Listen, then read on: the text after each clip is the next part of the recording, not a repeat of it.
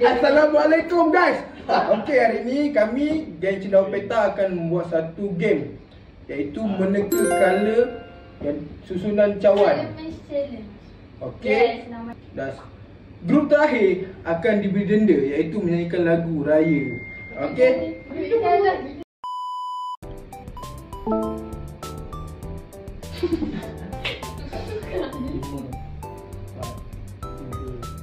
Kau je lah. Kau bukan bijak pun. Hey.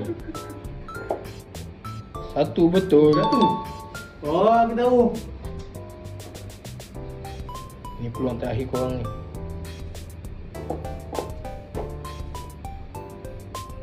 Dua betul. Nampak. Okey, dah. Okey. Okey, diubah.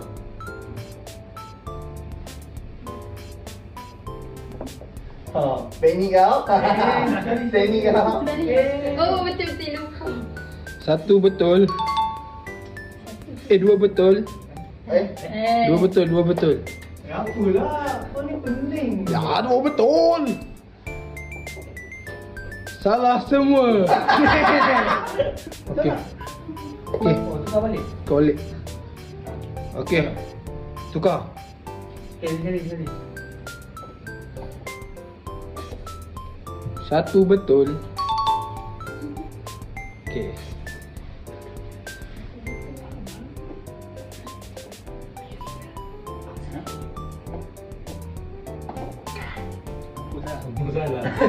Dua betul. Okey, jom mula. Dua betul. Tukar ni. Salah. Betul. Betul juga aku. Salah. Saya dia aku. Semua betul.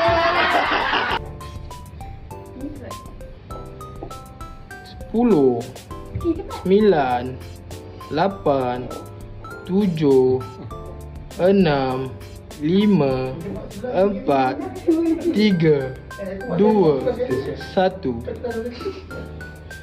Semua betul. 4 3 2 1.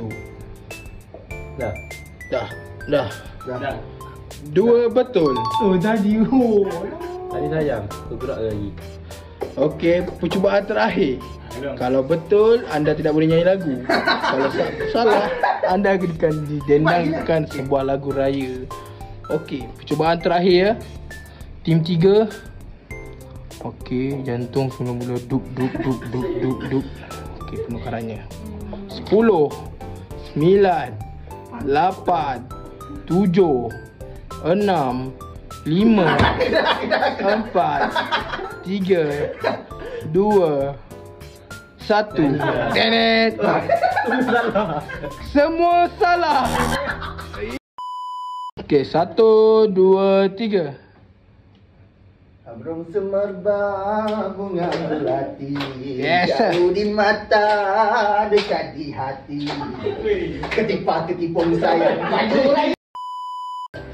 Okey, sudah penat satu game yang kita buat tadi, iaitu game susunan mengikut color cawan. Semua dah penat Tapi masih ada energy untuk buat next game. Ya. Okey. Kalau dengan itu, kita akan jumpa next game di Cendawan Peta.